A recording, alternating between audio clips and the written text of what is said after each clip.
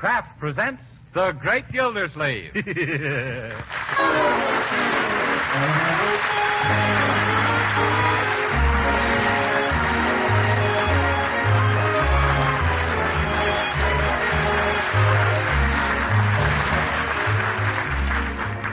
week at this time from Hollywood, California, Kraft presents Harold Peary as The Great Gildersleeve, written by Leonard L. Levinson. We'll hear from The Great Gildersleeve in just a moment. But first, I wonder what you mean when you use the word progress, because here's what I mean. Progress means making the old things better and inventing new things that are better than the old. Well, that applies to foods as well as to other things. And modern margarine is an outstanding example. Yes, modern margarine, like Parquet margarine made by Kraft, is certainly a lot different from the margarines of even just a few years ago. Yes, all you have to do is to try Parquet margarine once to know it's different and better because it tastes so deliciously good. That's why Parquet margarine is a favorite everywhere, both for table use and for cooking, too. Now, you all know that proper nutrition is necessary to national defense. Well, Parquet margarine is a wholesome, highly nutritious food. In fact, it's one of the best sources of food energy you could serve. And every pound contains 9,000 units of important vitamin A. So get acquainted with this nourishing modern margarine. Delicious Parquet margarine made by Kraft. Remember, it's Parquet. P-A-R-K-A-Y.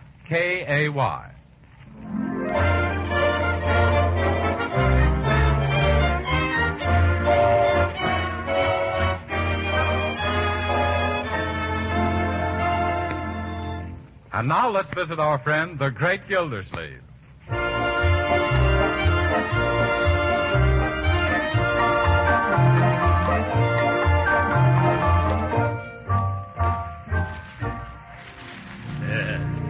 Let me have some more of that green paper, Leroy. Thanks. Say, who are you sending that necktie to? It's for Cousin Clinton in Iowa. Leroy, you can't do that. He's the one who sent you that tie last year. Oh. Well, in that case, I'll mail it to Uncle Stanley. Oh, no. Uncle Stanley gave it to Cousin Clinton the year before. Well, Uncle Mort, how do you know? Because I gave it to Uncle Stanley 4 years ago. Oh, are you sure it's the same tie? Oh, positively, Marjorie. I'd know those purple stripes and those orange dots anyplace. But, gee, what'll I give Cousin Clinton? Oh, I think we can skip him this year if we send him a Christmas card. Yeah. Oh, Mr. Llewellyn. Yes, Miss Marjorie. Be sure to address a card to our Cousin Clinton, will you, please? Yes, ma'am. Right away. Say, how are you coming along with the addressing and the sealing, Llewellyn? Well, I'm with a Gwoggy. Yeah? I feel as if I'd wicked my weight in Christmas seals. I wish they'd get some different flavored glue, like strawberry, raspberry, cherry, orange, lemon, or lime. They'll come to that, Llewellyn. You're just a little ahead of time. Yeah. Here, Leroy, what are you doing? Me? Oh, I just thought I'd see what's in this package Piggy Banks gave me. But, Leroy, it's marked don't open until Christmas. Yes.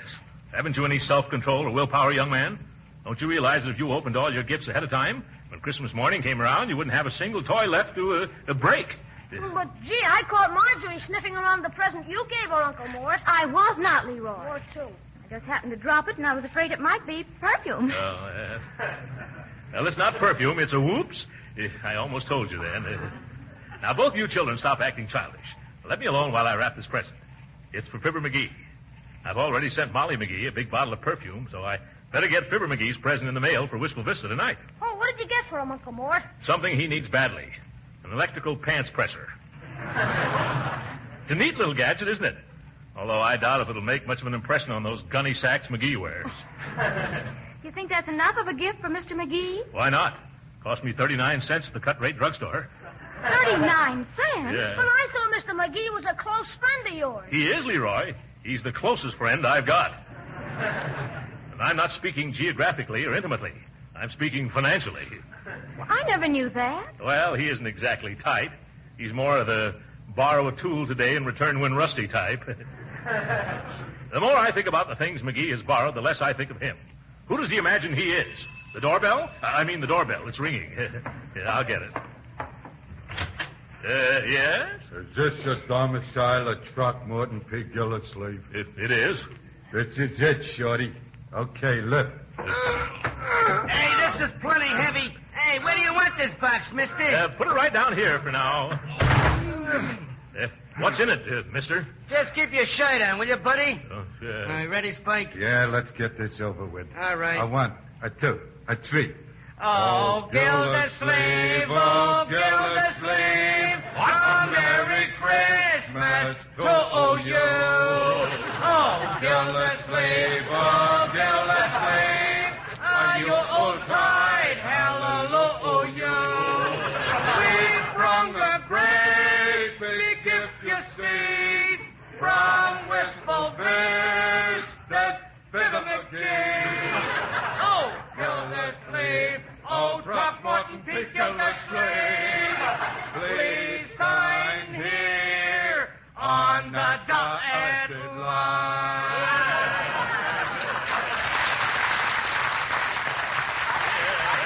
Wonderful.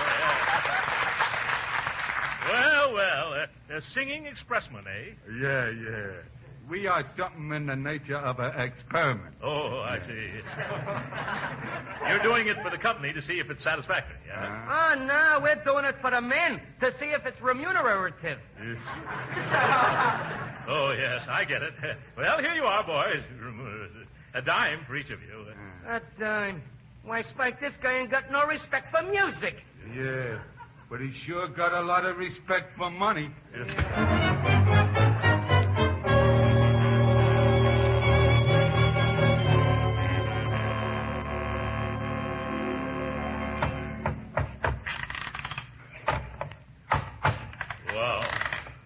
Saw a box so hard to get open. Oh. Must have taken me an hour. Yeah. Now to see what Fibber McGee has sent me. What is it, Uncle Mort?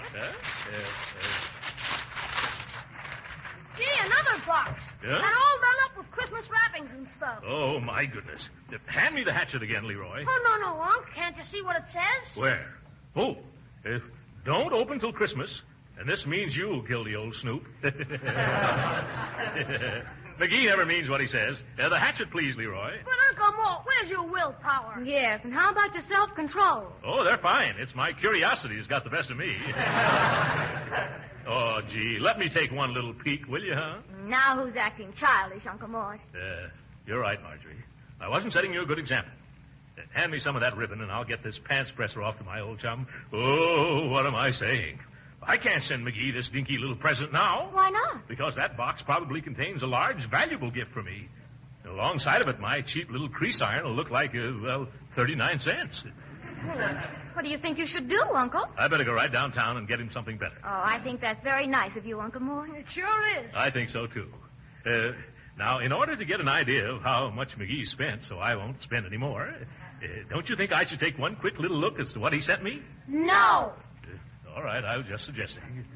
Say, if you're going downtown, you better hurry up. It's getting late and the stores are awfully overcrowded. Oh, I won't have any trouble. Get your cap and coat, Leroy. I'll be right with you, Unc. Are you taking Leroy through those mobs with you? Yes, Marjorie. He and I have worked out a wonderful system for Christmas shopping. Haven't we, Leroy? I'll say. What kind of a system? It's called the angleworm formation. Leroy goes ahead and figures out an angle, and I worm my way through.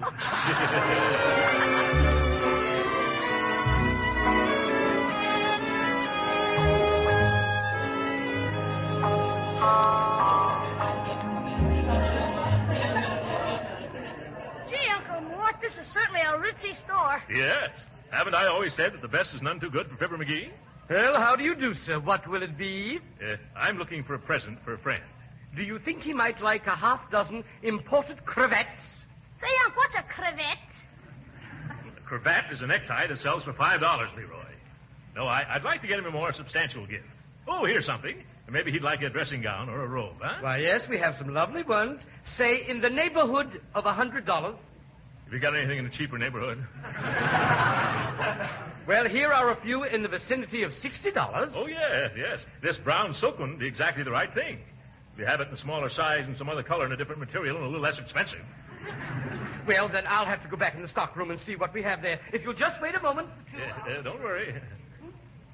Yes. Quit trying on those derbies, Leroy. You can never tell who wore them before you did. But I only wanted to see how I looked in one, Unc. How can you see when they come down to your nose on you? Now, just stand still. Oh, just the sort of person I'm looking for. Oh, excuse me, sir, but there's a little favor I'd like to ask of you. Certainly, madam. What can I do for you? Well, do you see that man standing over there at the sweater counter? Oh, you mean the funny-looking gent with the bat wing ears and the dirty look? Has he been annoying you? No, he's my husband. Oh, he is? Oh, well, I didn't mean that nice-looking chap. I was talking about the one in the checkered overcoat standing next to him. The fat guy that looks like a cross between a scow and a barge. That's the one who's my husband, sir. You see, I want to surprise him with his pretty blue robe for Christmas. Oh. But I don't know if it's the right size for him, so I thought that being that you two are of the same build... What? You think I'm as chubby as that tubby? No. Oh, now, please, I don't want him to suspect a thing. Why don't you help the lady out, Uncle Mort? Huh? Yes, why not? Here, let me have it, madam. Hold it up, Leroy. Thanks. Oh, this is so nice of you, really. Not at all. Would you care to have me parade up and down like one of those models? No, thank you. Now, just tie the belt. Yeah. Oh, there. Now, turn around, please. Yeah? Oh, dear. What's wrong? Is my slip showing? Well, either I picked the wrong size, or else you're stouter than my husband. No, see here, lady. Well, we can soon see. I have a tape measure here in my bag somewhere. Tape measure? I know Leo's size. Oh. Let me see. Oh, yes, here it is. Now, if you'll just put your arms up, I'll flip this tape around your waist and find out what size. Hey, what are you doing with your arms around that man? Oh, my goodness. Huh? He mustn't find out about the surprise. What? Pretend that you're my cousin George. I said, why are you hugging this fella, Fanny? Oh, Leo, it's Cousin George. I haven't seen him for years. You don't blame me for being glad to see my own cousin, do you? No, not at all. Glad to meet you, George. The pleasure's all mine. Voice still changing, huh? Yeah. Well, George, Fanny's told me all about you, but I always picked you as a different man. Well, I was a different man up till quite recently. Oh, it's just too bad that Cousin George is just passing through town and can't stop over for a visit. Huh? Aren't you, Cousin George? Who? Oh, me? Oh, yes, Cousin George. I just happened to be driving. Driving? I thought you hated automobiles. Do I? Yeah, didn't the automobile ruin your horse collar business? Oh, I don't know, did it? Oh, yes, of course. But I'm not one to hold a grudge. You're not? Well, not more than 20 years, anyway. Say, that reminds me. What's happened to Francis these days? Francis? Oh, he's all right. He? Since when is Francis a he? I mean, she's just dandy. I talked to her long distance only last night. Talk to her? How can you talk long distance to a horse? Well, you picked... Oh, that Francis. Yes. I thought you meant the other Francis. You know the one I mean, don't you, Cousin Fanny? Of course. Your wife. Yeah. My what? I never knew you were married, George, old boy. Oh, well, it's all sort of a secret. We eloped to Niagara Falls. Niagara Falls. Boy, that's a hot one. What's so hot about Niagara Falls? Well, Leo just thinks it's funny that you'd elope to Niagara Falls when you've lived right there all your life. Oh, my goodness. Sorry, I can't stand around here, folks. I've got to catch a train. What about your automobile? I hate him again. Come on, Leroy. I'm coming, Pappy. So that was your cousin George, Fanny, and you got the nerve to criticize life. Oh, dear.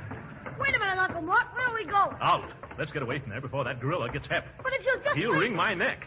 How do I manage to get into such affairs? It was Cousin Fanny that did it. Where are you taking me, Uncle Mort? As far away as our chubby little legs will carry us. Now, don't dilly-dally, Leroy. But, gee, Unc, you can't scram like this. I can't, huh? Why not? By George, it was a lucky thing I kept calm and cool all through that encounter. But, Uncle Mort... What have you been but Uncle Morning about, Leroy? Come out with it. I've been trying to tell you all along. We've got to go back to the store. Why? You're still wearing that baby blue bathrobe. Oh!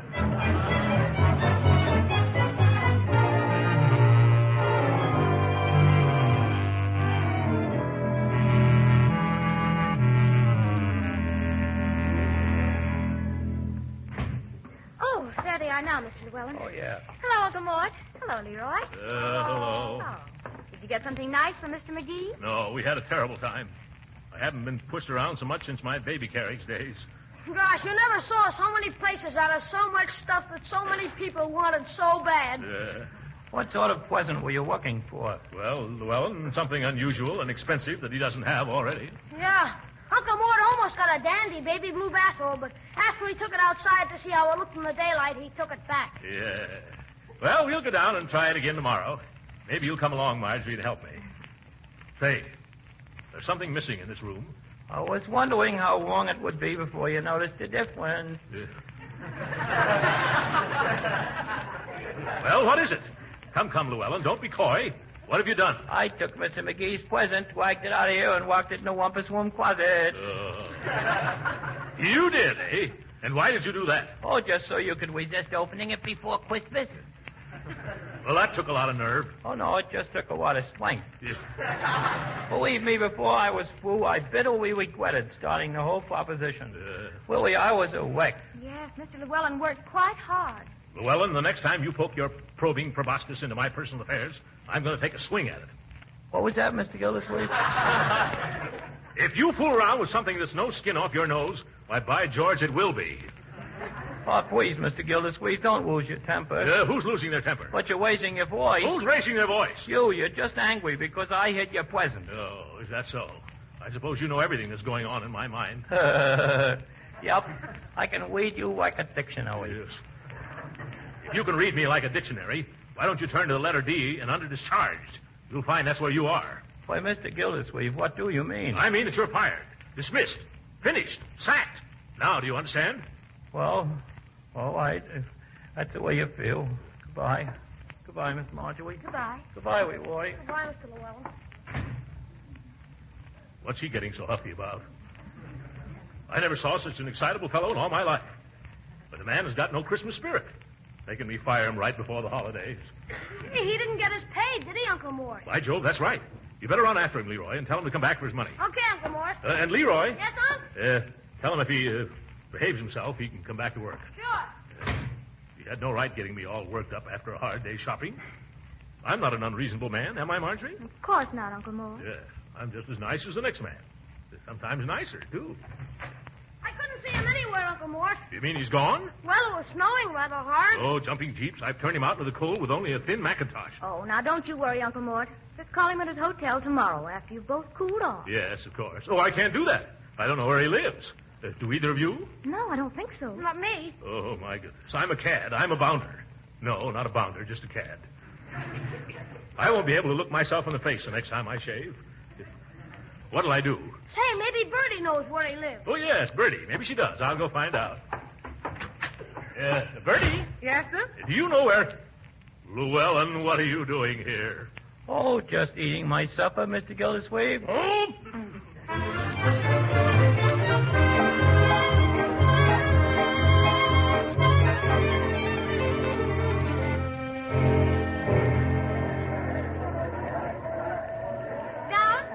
Going down? Hey, wait a minute!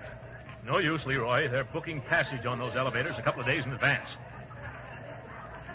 Let's wander into the furniture department. Well, we've looked every place else for a present. Maybe we'll find something there. Yeah. I wasn't thinking about Fibber McGee's present, Marjorie. I only wanted to rest.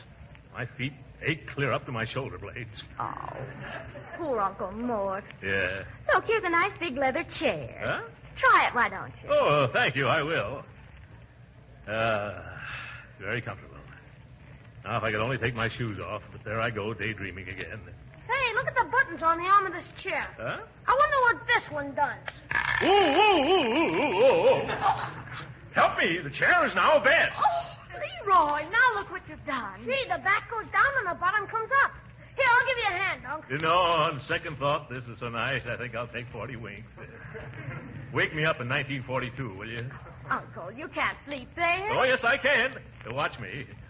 Say, this is certainly a great invention. Now, I wonder what this button does. You spoiled everything. It's a chair again. How do, folks? Interested in the Snorwell reclining chair? Oh, is that what it is? Well, mighty cozy little one-man couch. And an ideal Christmas present for father, husband, friend, or boss. Uncle McGee, how about it? Yes, Uncle McGee. How about it? Yes. Say, that's not a bad idea. In fact, it's the best one I've had so far. Let me tell you about some of the Snorwell features. Oh. 3 comfy, cuddly positions. Yes? Sitting, snoozing, and sleeping. Made of the toughest bull leather. Overstuffed, underslung. Why, you couldn't be more tickled if you bought a feather bed. Huh? Buy one for the rest of your life. Catch on? Yes. Oh, brother. Now, there's a salesman.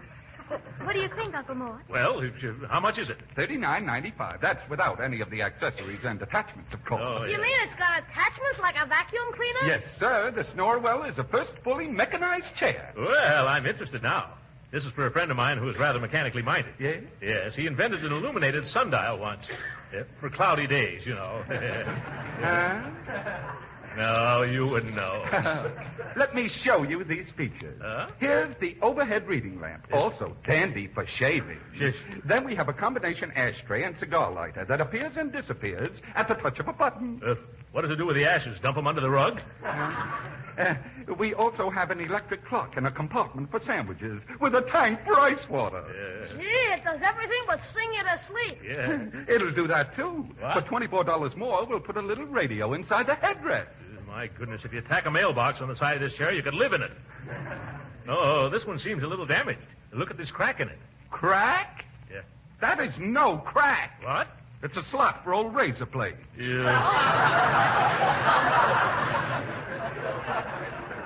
do you know, Uncle, the more I hear about it, the more I'm convinced that this is just the present for Mr. McGee. So am I. Young man, how much would one cost with all the accessories? Well, the Super Deluxe Shoot the Works model sells for $119.95. Oh, my dear. But what do you think, children? Oh, yes, take it. What do you got to lose? $119.95. But I guess I'll do it just the same. Gee, I knew I'd sell one of these someday. What? Where is it to be delivered, sir? It goes to Fibber McGee, 79 Wistful Vista, Wistful Vista. Yeah. Can you have it delivered there before Christmas? Yes, sir. We can send it out by express this afternoon. Yeah, good. Charge it to Throckmorton P. Gildersleeve. Here's my card. Thank you, Mr. Gildersleeve, and season's greetings. Yeah. Merry Christmas to you. Come on, you two. We can go home now. Certainly is a load off my... Well, hello, Judge Hooker. Christmas shopping, I see. Oh, hello, Gildersleeve. How are you, Marjorie? Just fine, Judge Hooker. Season's greetings, Judge. Thank you. You all look so happy there can only be one reason. Yeah? You just finished buying the last of your holiday gifts. Yes, that's it. And it certainly was a humdinger. Yes, sir. It was for... Leroy, let's keep it a secret. It was for a certain very good friend of mine, Judge. Oh, yes? Yes, a real pal, you know. Well, we'll be seeing you. Come on, children. Let's make another try for the elevator. Say, could that present be for me? After all, I have been a pal to him. I'd just like to know. Young man. Yes, sir? My friend who was just here, he told me what he bought, but it slipped my mind. What was it again? Oh, it was a present. A Snorwell reclining chair with $80 worth of accessories. Well, that must be for me. Gildersleeve broke the springs in my best lounge chair, and now he's making up for it. Say, now I'll have to get him something better than that flashlight I bought him for Christmas. Thank you, young man. Thank you. Goodbye. Bye-bye. Gee whiz. So that's Fibber McGee.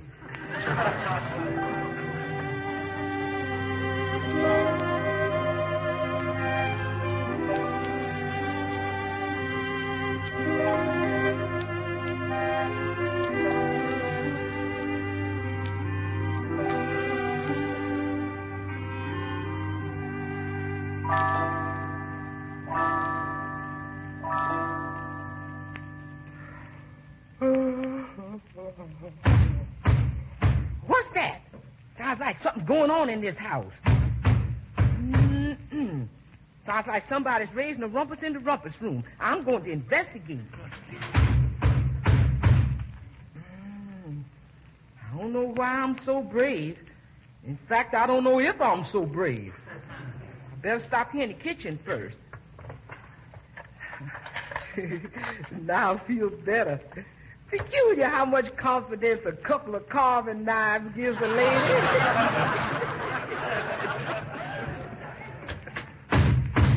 Stop what you're doing. I got you surrounded. I got you covered. Bertie, what are you doing here at this time of the night? Oh, Mr. Gilsleeve. Oh, my goodness. I thought it was a burglar. Yep. Oh, my stars in the firmament. That was a burglar. Huh? What's that all chopped up, Mr. Gilsleeve? Oh, chopped up? Oh, well, that's the present Mr. McGee sent me. Oh, then that means there wasn't no burglar nohow. Huh? Honest or truly, Mr. Gilsleeve, you ought to be ashamed of yourself What? scaring folks at 3 a.m. in the morning and sneaking around in your pajamas, snooping at your Christmas presents ahead of time. Lucky I caught you before you got it open. Now, you go on back to bed. Yeah, but Bertie. Go on now, get. You understand what that is? No. You know what you is? No, what?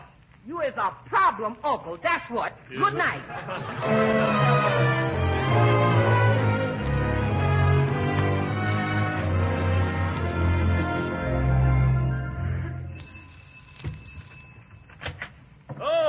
Judge Hooker, yes. Come right in, Judge. I'm still a few days early, but I couldn't wait. Merry Christmas, Gildersleeve. Well, and what's this? Oh, just a little present I picked out for you, Gildy, old pal. For me? Well, what is it, Judge? Set of matched golf clubs in a leather bag. Oh, Judge, you shouldn't have done it. By the way, I've got something for you. Oh, no. Well, I didn't expect anything. Well, it isn't very much. Oh, I'll bet it isn't. Yeah. I had it right here in the hall. Yeah? Oh, yes, here it is. This little box. Huh? This little box? Huh? Oh. Oh, thank you very much, Gildy. Oh, won't you come in and look at our tree, Judge? No, I've got to be getting along now. I feel a headache coming on. Oh. Goodbye. Goodbye, and thanks for the wonderful present, old pal. Welcome. Goodbye. Yeah. Say, Marjorie, look at the dandy golf outfit Judge Hooker gave me for Christmas. Oh, look at that. It's beautiful. What did you give him, Uncle Mort? The pants presser I almost sent to McGee. Hey, will you two come into the office room? Oh, sure. Come on, Marjorie. What is it, Leroy? Look at this. Somebody tried to get into the box Fibber McGee sent Uncle Mort. Oh, why, yeah. Chips and splinters all around and holes in the box. Why, who could have done it, Uncle? A mice. Hey, we better take a look inside to see if it's damaged any. But it's still 4 days till Christmas, Unc. Well, but who knows what's happened to it? We better act quickly. Let me have that hatchet. Thank you. Of course, you know I'd never open it under ordinary circumstances. There. Put the lid someplace, Leroy. Well, everything's all right so far. At last. I'm so excited I can hardly tear off the wrappings. Now we can see what we can see. What's this? Oh, a card. Dear Chum Gildy. Oh, good old Fibber. Merry Christmas and a Happy New Year. And here's your old lawnmower back. Signed, Fibber McGee.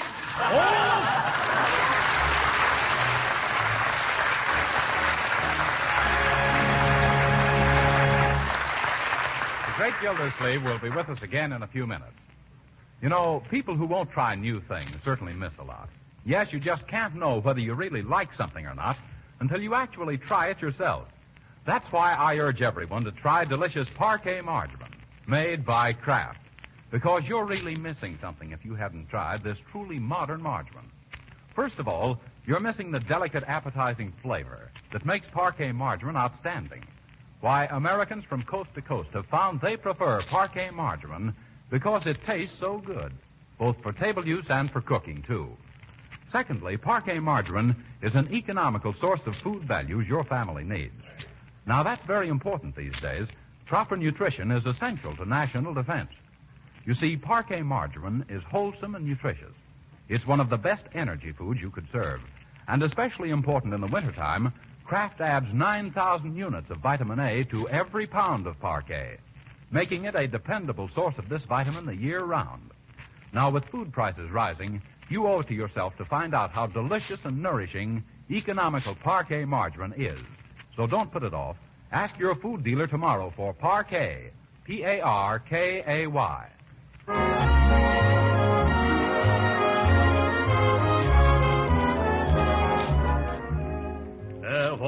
Hand me those pajamas, Leroy. Here you are. Thanks. And to think that now that extra shirt, Marjorie. It's in the bag already, Uncle. Oh, well, I'll show him a thing or two. Excuse me, Uncle Mort, but where are you going? To Wistful Vista, my dear. I'm going to try and get back my $119 chair before it's delivered to Fibber McGee's house. You aren't going to be way over Christmas, are you? Oh, no, I'm just going to be there Tuesday night. And remind me on the way to the station. I've got to stop at the cut-rate drugstore. What for? To get McGee another pants presser.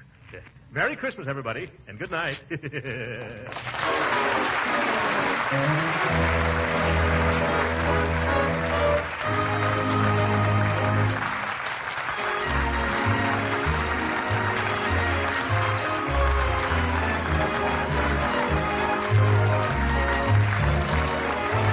Original music heard on this program was composed and conducted by William Randolph. This is Jim Bannon speaking for the Kraft Cheese Company and inviting you to be with us again next week at the same time for the further adventures of the Great Gildersleeve. This is the National Broadcasting Company.